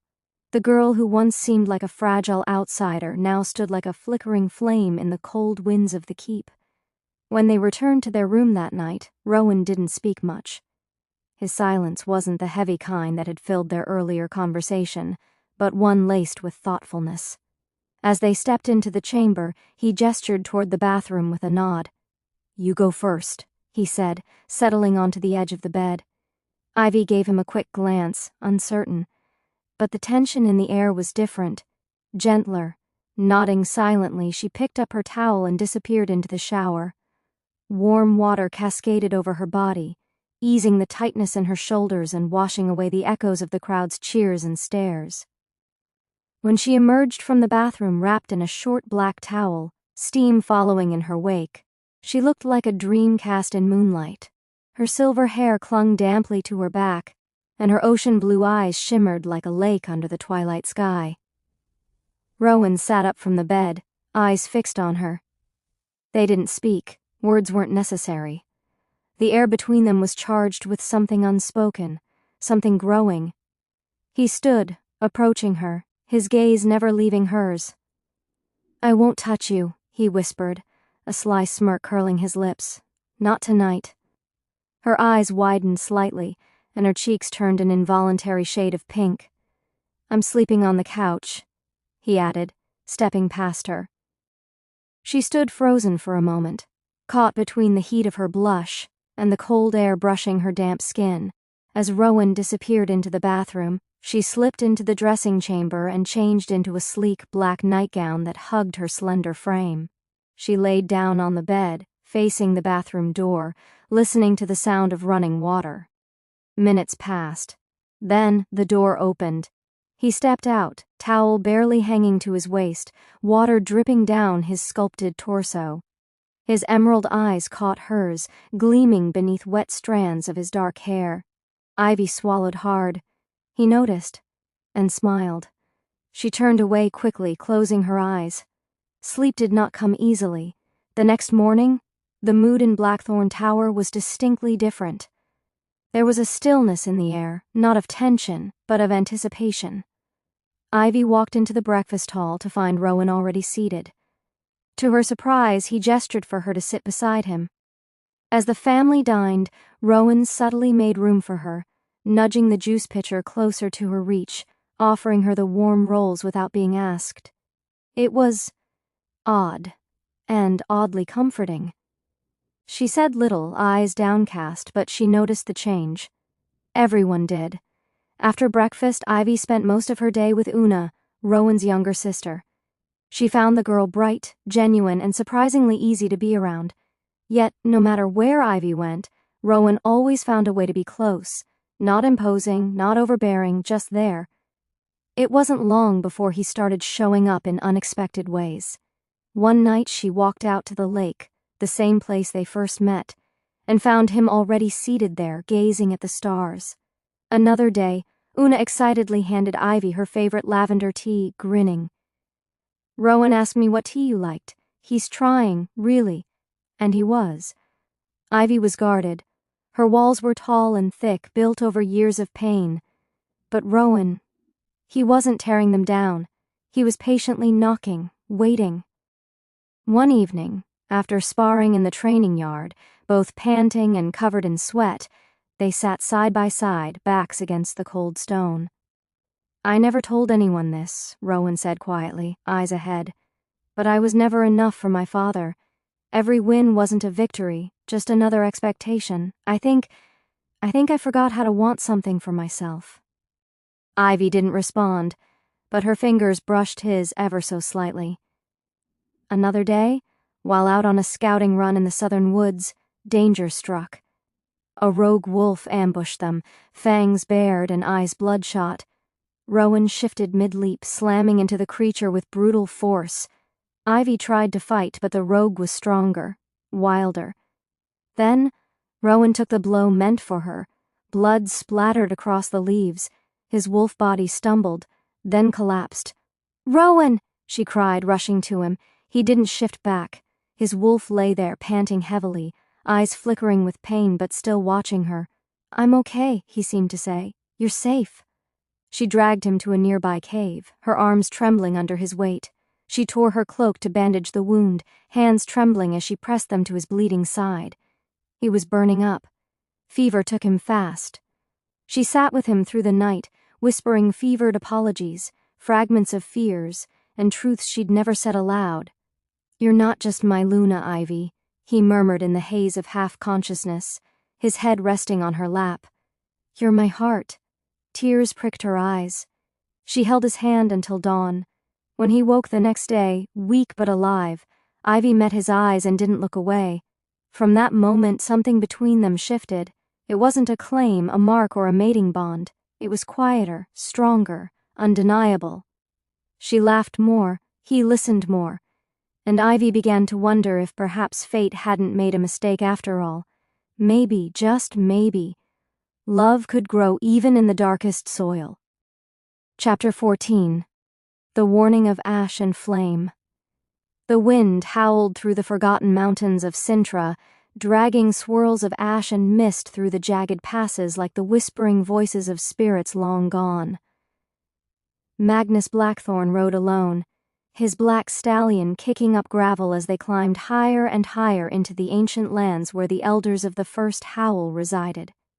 His cloak whipped violently behind him, his jaw clenched in a mix of anxiety and anticipation. This journey was not one of conquest or diplomacy. It was a pilgrimage of desperation. Magnus had not shared his intention with anyone, not even Vanessa. The thought of Rowan, his only heir, drifting closer to Ivy Silverfang, a girl with blood that pulsed from a rival pack, festered in his mind like poison.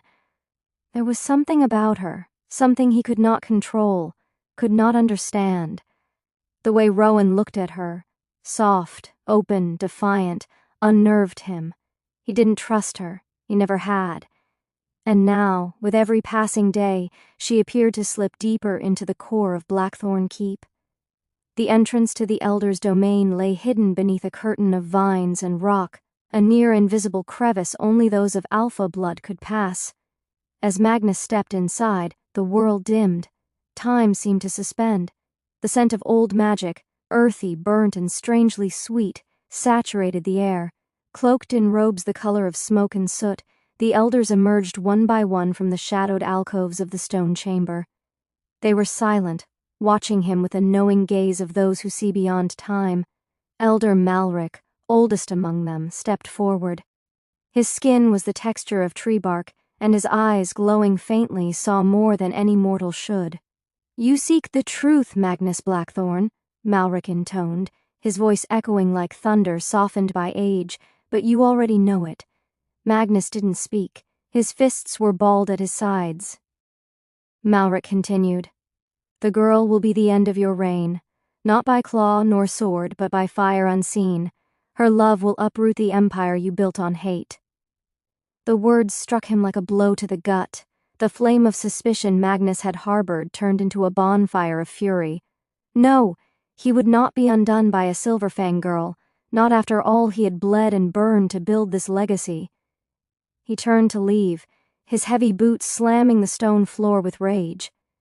As he reached the exit, Malric called out one final time, "You cannot kill fate, but you can try, and in doing so, you seal your own end." Back at Blackthornne Keep, an entirely different storm was brewing, one of warmth, laughter, and something dangerously close to joy. Rowan walked beside Ivy in the gardens under the twilight sky. Where once there had been tension and suspicion between them, now there was an unspoken peace, a connection. His voice was softer these days. His touch, unintentional but lingering, sent warmth through her. They wandered through paths lined with blue ferns and golden lantern blooms, sharing pieces of themselves that had been guarded for too long. "That tree," Rowan said, pointing to a tall silverwood near the reflecting pond, "was planted by my grandfather after he became Alpha. It only blooms when peace is in the air." Ivy looked up at it, curiosity dancing in her eyes. "Do you think it'll bloom for us?" Rowan smiled faintly. "Maybe it already has." They sparred some evenings in the training yard, blades clashing with playful precision. He'd laugh when she disarmed him. She'd roll her eyes when he let her win. The rhythm between them grew natural, like the moon pulling the tide. He listened when she spoke of her childhood in the Silverfang lands, of the abandoned tower she mostly spent her time in, of her cousins, of the wild hills and calm lakes. She told him about her mother's lullabies and the way she used to talk to the stars. Rowan, in turn, spoke of his own childhood, a colder one, stricter, more silent. Ivy's stories filled the hollow spaces in him, and Ivy... She started to smile again, but in the highest tower of Blackthornne Keep darkness festered. Lord Magnus sat in silence, staring out the window at the fading horizon. The prophecy rang in his ears. Her love will uproot the empire you built on hate. His hands trembled. No, he would not allow it. Ivy's presence had already altered Rowan, made him soft, distracted. The empire Magnus forged through blood and conquest could not survive a queen with a gentle heart. She would break everything. And so the plotting began. With quiet venom he summoned Vanessa, her jealousy as sharp as a blade and just as useful. "She must be removed," Magnus said. Vanessa nodded, eyes glowing with cruel delight. "Leave it to me." But what neither of them knew was that fate had already begun to twist the threads beyond their control. The more they resisted, the tighter the weave became. Rowan's love had taken root. Ivy's strength, veiled in grace, grew with each passing moment, and somewhere far beyond the reach of Blackthornne Keep, a great fire stirred, slow, steady, inevitable. Fate waited, watching, and the warning had already been spoken. Chapter 15. Shadows of Betrayal. The night air was thick with tension. The Blackthornne Keep, usually humming with life and laughter weeks after the post-moon ceremony celebrations, now felt eerily silent.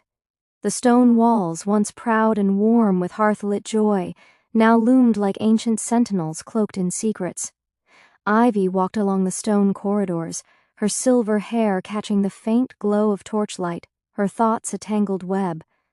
The echoes of her footsteps trailed behind her like ghosts, each one amplifying the gnawing feeling in her chest. She had grown wary of the glances she received lately, whispers behind closed doors, strained smiles. Something was changing, and not for the better.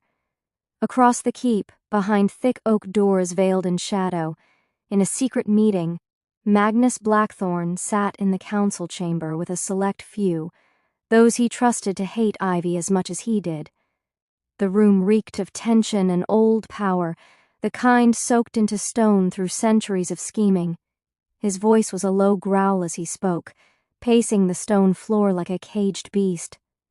"She is a poison," Magnus said, his green eyes flashing under the dim light. "The prophecy is clear. That Silverfang girl will bring ruin to this house." Vanessa, lounging against the long oak table with calculated ease, smirked. "And yet your son parades her like a prize mare."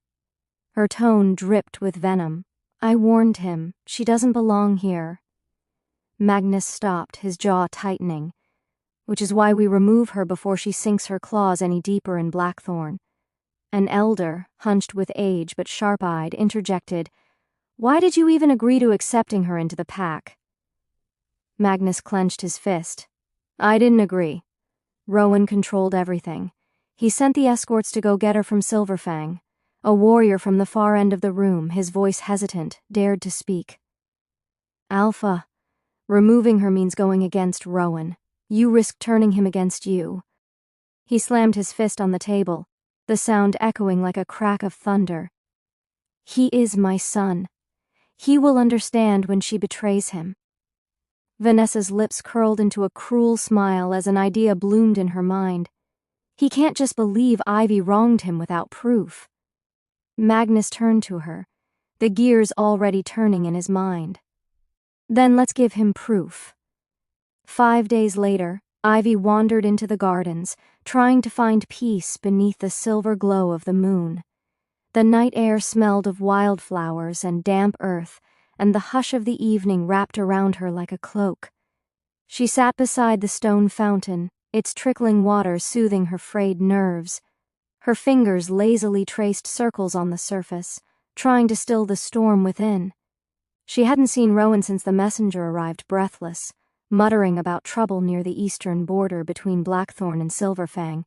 He had left in a rush, not even sparing her a glance. Something didn't feel right. She looked up at the sky. For the first time, she admitted it to herself, she was falling for Rowan. Slowly, against all her instincts, he had broken through her walls. His quiet strength, his protectiveness, the moments where vulnerability crept into his eyes, they haunted her now.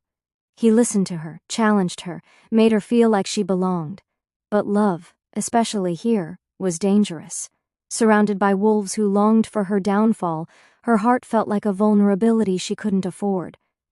Footsteps broke her reverie, hurried and sharp.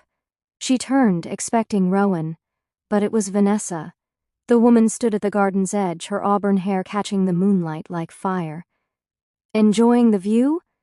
Vanessa's voice was cold, sharp as broken glass. "I wasn't aware this was your territory," Ivy replied, rising to her feet with calm resolve. Vanessa stepped closer, her smile razor thin. "It used to be, before you." Ivy met her gaze evenly. "If you have something to say, say it." Vanessa circled her like a predator sizing up prey. "You think you've won?" The ceremony, the challenge, Rowan's attention. "But let me tell you something, Silverfang."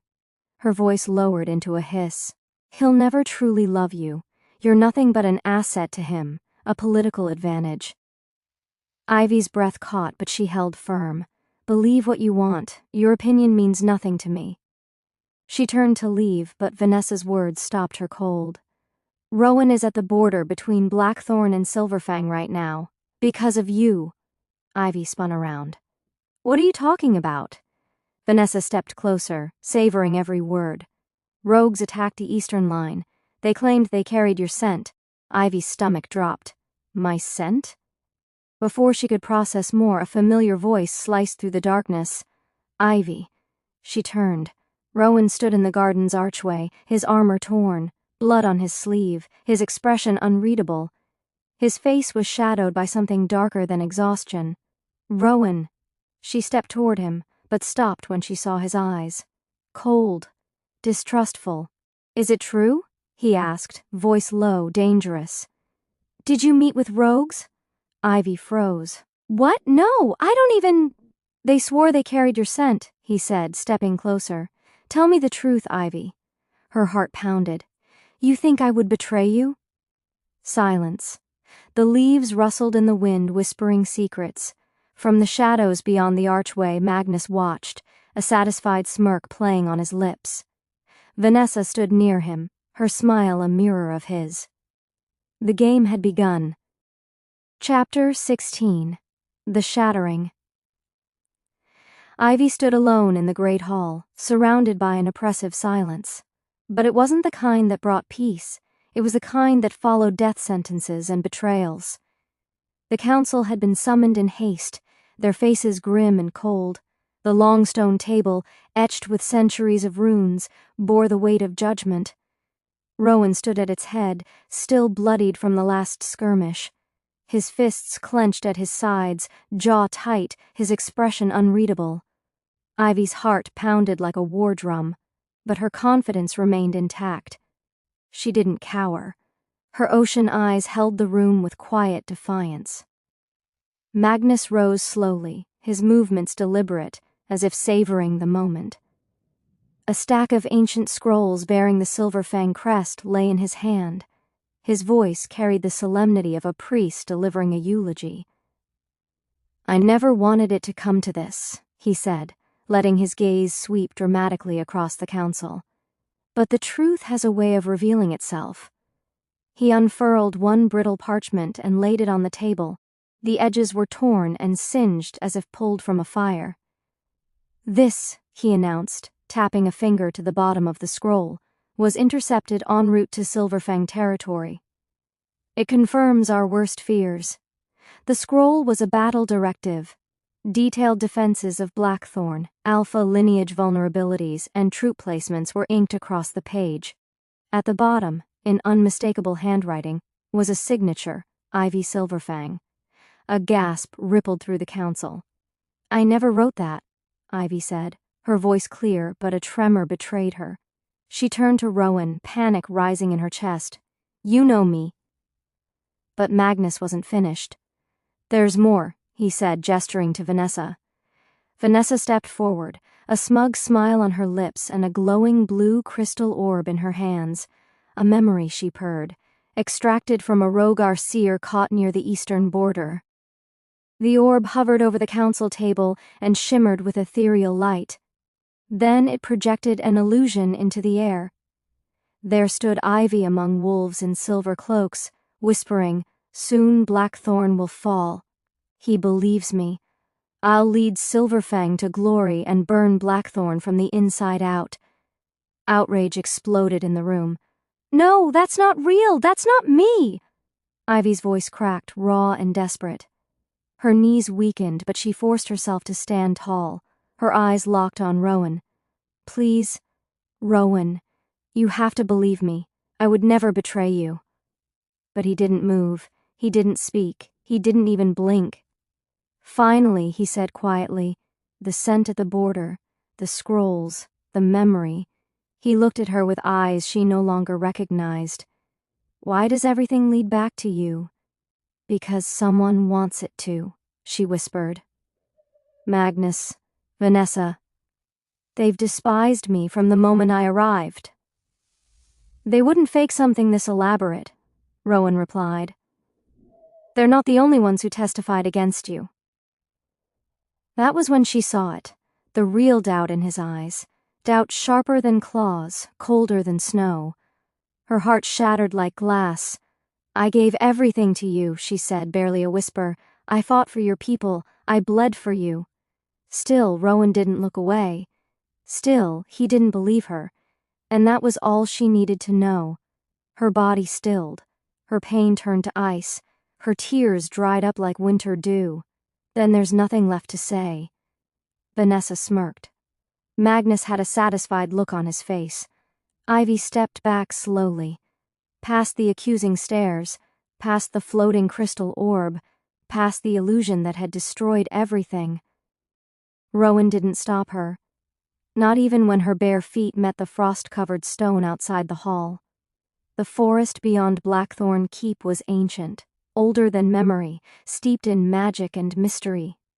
Few entered without purpose. Fewer returned. Ivy didn't look back. The icy wind bit at her skin as her cloak trailed behind her like smoke. Her footsteps left faint imprints across the snow.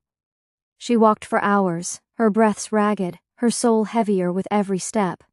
The moon hung above, distant and cold, watching her flee. She was no longer a guest, no longer a mate, no longer welcome. She was a fugitive now, branded a traitor by the one man she'd dared to trust. But even as her heart broke, something inside her ignited, a slow-burning flame, rage, resolve, vengeance. Let them call her a villain, let them believe the lies. She would show them what a Silverfang truly was, and the world would never forget her name. Chapter 17. The Awakening Storm. The forest whispered in foreign tongues as Ivy wandered through its depths, her feet numb, her spirit hollow. Each crunch of snow beneath her boots echoed the shatter of her heart. Snow clung to her lashes like frozen tears. Her breaths came in ragged puffs, shallow and uneven. The pain of betrayal gnawed at her insides like a starving beast, so much that she didn't notice when her knees finally gave out. The world tilted, the trees blurred, and then arms, strong, warm, unfamiliar, yet oddly comforting. She was cradled against a chest that beat steadily like a war drum. A scent surrounded her, rain, cedarwood, and something ancient, like storm-charged earth. Her half-conscious mind, desperate for something familiar, latched onto a single thought: Rowan. She whispered his name and clung tighter to the stranger's armor. The man hesitated only a moment before adjusting his hold on her, pulling her closer to shield her from the storm. His voice, low and deep like thunder, murmured into the frigid air, "You're safe now." The storm had softened to a steady drizzle by the time they reached the borders of his land. His soldiers watched in tense silence as their alpha arrived with a mysterious girl in his arms. They exchanged wary glances, but none dared question him. There was something in the way he held her, in the fierce protectiveness radiating from him, that made them pause. She awoke days later in a palace unlike any she'd ever seen. The walls were carved from dark, shimmering stone that hummed with a faint magical pulse. Lightning danced far off beyond the glass-paneled ceilings, a constant reminder that she was no longer in Silverfang. Stormbane. Her bed was wide and soft, layered with thick woolen blankets. The air was heavy with the scent of healing herbs, fresh linen, and rain-soaked roses. The dim light from enchanted sconces flickered gently across the room. Her wounds were bound with care. Her fever had broken. She stirred beneath the blankets and turned her head slowly. A man stood at the far window, tall and still, framed by a flash of lightning. His chestnut hair fell in shoulder-length waves, wild and free like the wind outside. His eyes were a piercing storm-silver blue, watchful, unreadable. Tattoos crawled along his forearms like whispers of an ancient tongue, glowing faintly with each strike of thunder. When she gasped and tried to sit up, pain lanced through her ribs. He turned. "You're awake," he said, his voice calm but lined with concern. She winced. Where am I? Stormbane, you collapsed near our western border." His voice was deep, noble, and strangely gentle. "I'm Adam, Alpha of the Stormbane Pack." Her lips trembled. "I'm Ivy Silverfang." The name hung between them like mist. He waited for more, but she said nothing. Her gaze fell to her lap, hiding the storm within her eyes. "You don't have to tell me anything," he said simply, sensing the barricade around her heart. "Not yet, And he meant it. He gave her space. But Ivy noticed him, in the little things. He sent her meals himself, ensuring they were warm and nourishing. He had scrolls and books brought to her room, many of them about the languages and lore of Sintra, guessing she might find solace in something scholarly.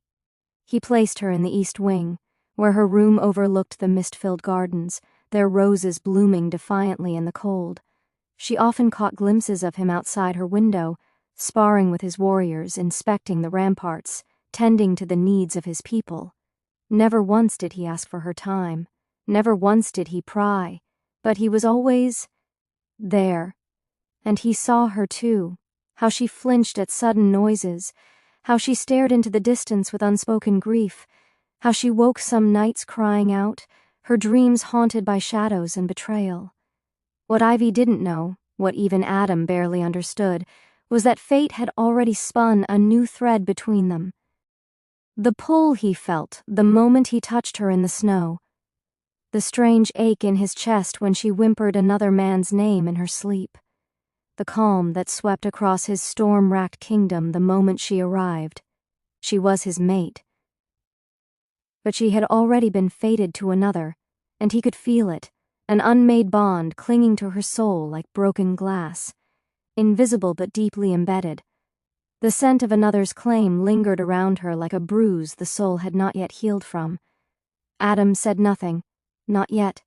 He watched over her quietly, not out of obligation, but something far deeper. Each day that passed, his resolve only grew stronger. Not to possess her, not to claim her, but to ensure she healed, to ensure she lived.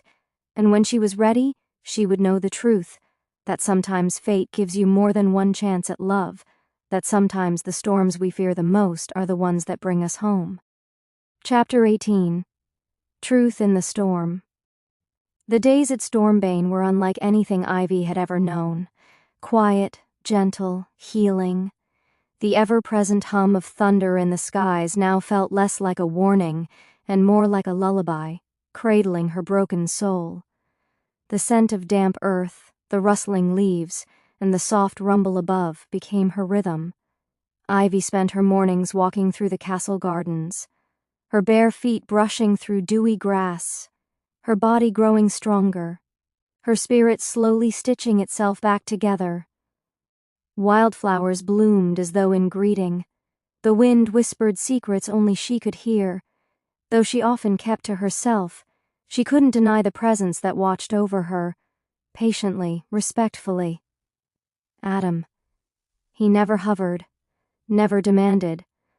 But he was there, in the teacups she found on her favorite windowsill, already steeped and warm, in the carved bookshelves added to her room overnight, filled with silver-fanged tales and forgotten legends, in the fresh towels laid out by her door, scented with lavender and comfort.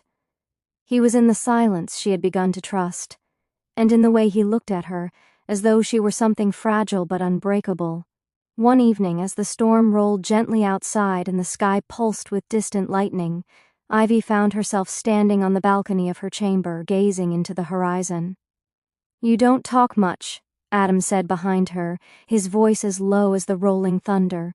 She didn't flinch. Instead, she offered a small nod, then said softly, "Talking hurts sometimes."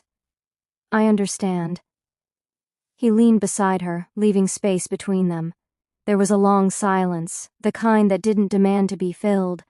Then Ivy turned to him, her eyes glowing faintly beneath the moonlight. "They said I was a spy, that I came to infiltrate Blackthornne, that I was never sent for peace, but for war." Her voice wavered, shaking like leaves in a storm. That was when he realized, truly realized, she was the girl betrothed to Rowan Blackthornne. And Rowan believed them. Adam's jaw tensed.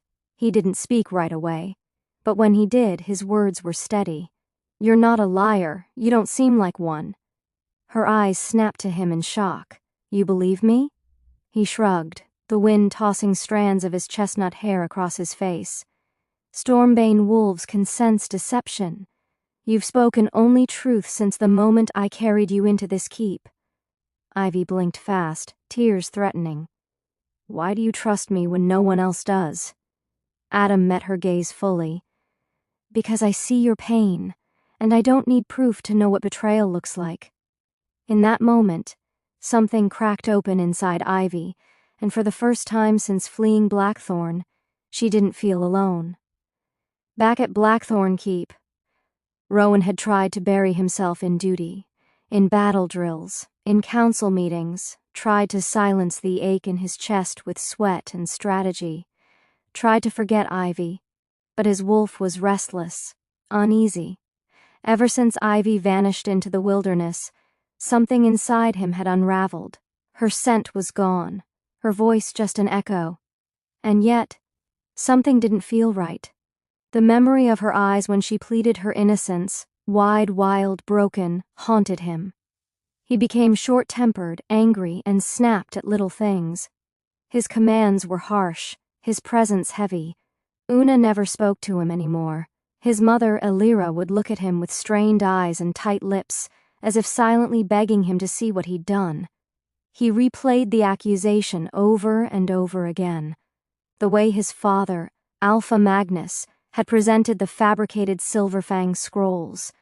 The way Vanessa had cried in false horror, claiming Ivy was seen sneaking through the armory.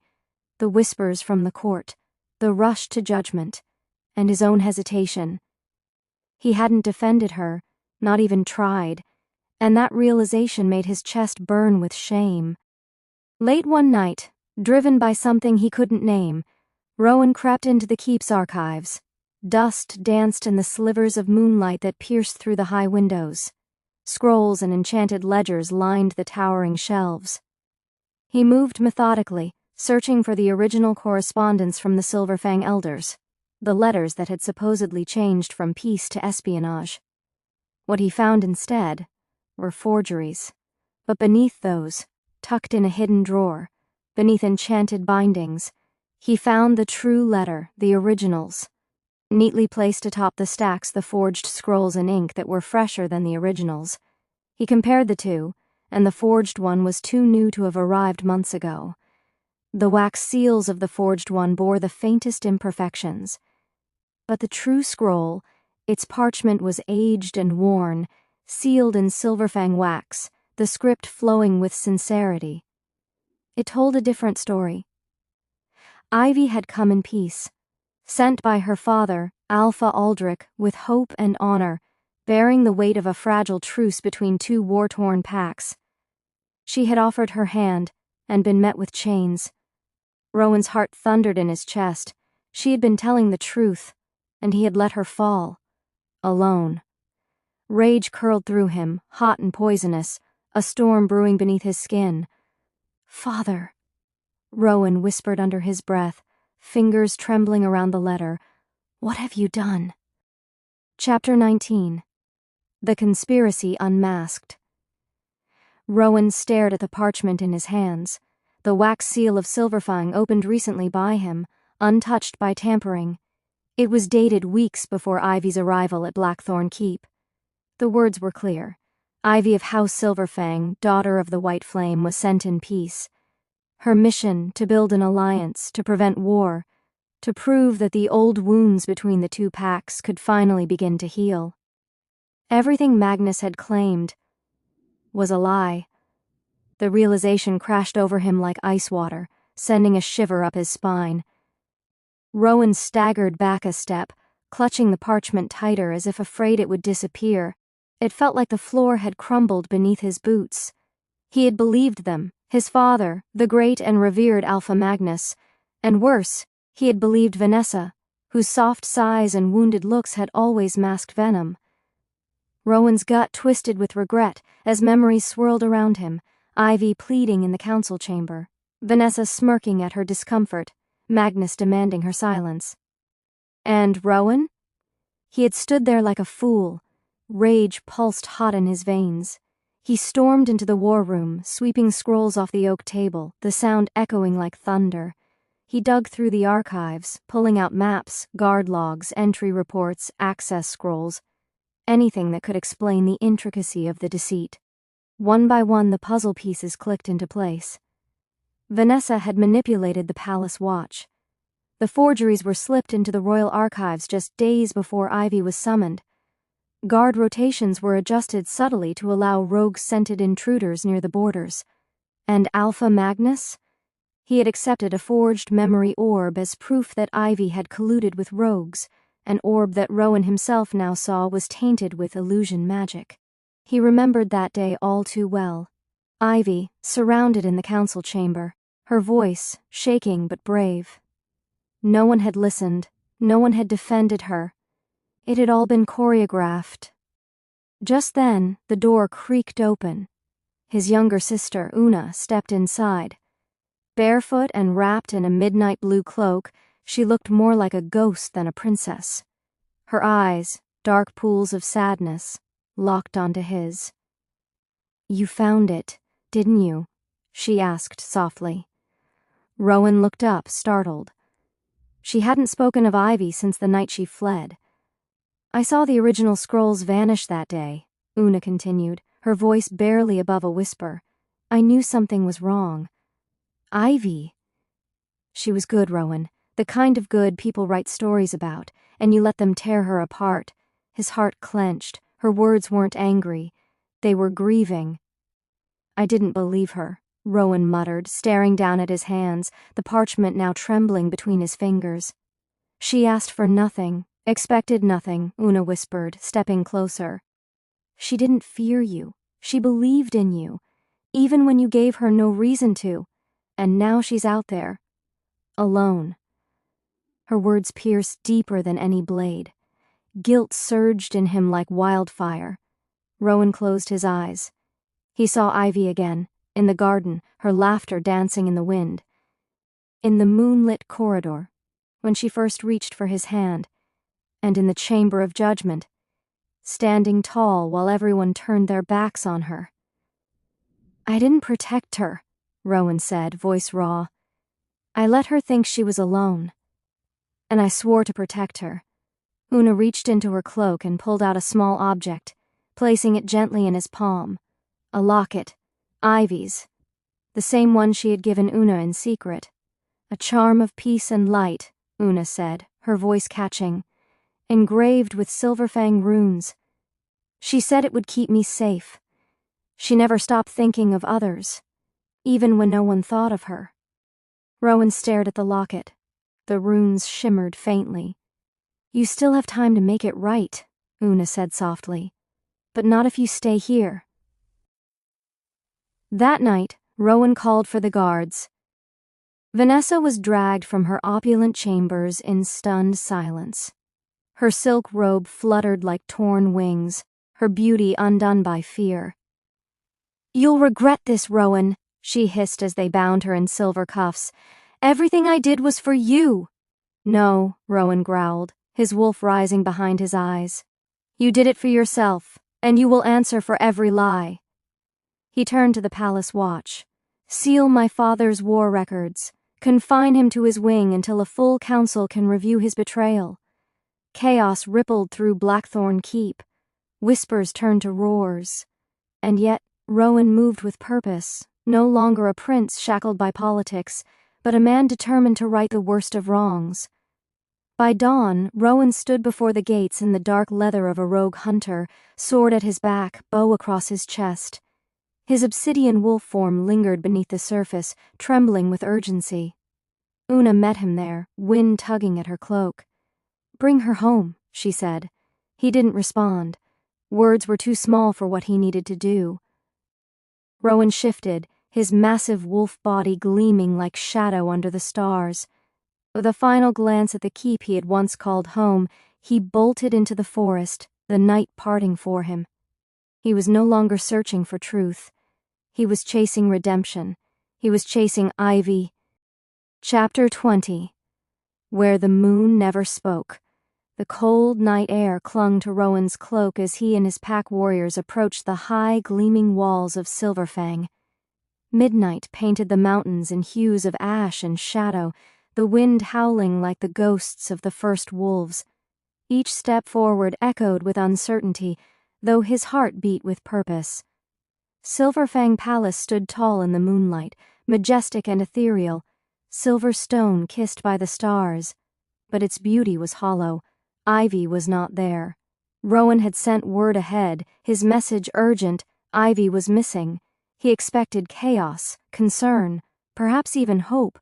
A mother waiting at the gates, a father's anxious pacing, warriors prepared to scour every crevice of the forest. Instead, when he announced himself at the border, the guards bowed politely, their faces emotionless. "She hasn't returned," one said simply.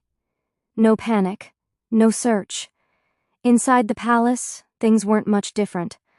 Conversations circled around peace treaties, diplomatic embarrassment, and strained territorial ties. Ivy was mentioned only in relation to politics, not as a daughter, not as a lost girl, not as someone who fled broken. Rowan's blood boiled. Alpha Aldrich greeted him in the throne room, seated with measured calm, his voice steady. "She'll come back. She has nowhere else to go." Her mother sat nearby, silent. Her eyes were tinged with sadness, maybe disappointment, but there was no urgency, no maternal ache. When they asked about Ivy's life in Blackthornne, their words were careful, distant. How was she doing before she left? Not because they missed her, not because they worried, but because her departure might embarrass them. No one asked why she left. Rowan could barely respond, his voice caught in his throat, thick with guilt. He managed to speak, but the words felt like ashes in his mouth. Later, he slipped away into the palace grounds. The gardens were cloaked in frost, moonlight draped like lace across the silver trees. He walked slowly, tracing the paths Ivy once described in soft whispers. Her secret places. There was the abandoned tower near the frozen lily pond, silent and lonely. And there, beneath the ancient white tree, he found her name, carved in small, neat letters alongside others long forgotten. He sank to the ground, leaning against the bark, head in his hands. The silence roared louder than any war drum. She faced this silence her whole life, he thought. And then she came to Blackthornne, seeking peace, and I made her carry even more. He remembered her trembling voice the time she tried to speak her truth, how her eyes had shone with a quiet, fierce defiance. When the lies bloomed like wildfire, he did nothing to stop them. In fact, he let them grow. She wasn't weak, he whispered into the stillness. She was alone, all alone. Each memory stabbed deeper than the last. He had seen her as fragile, as an outsider.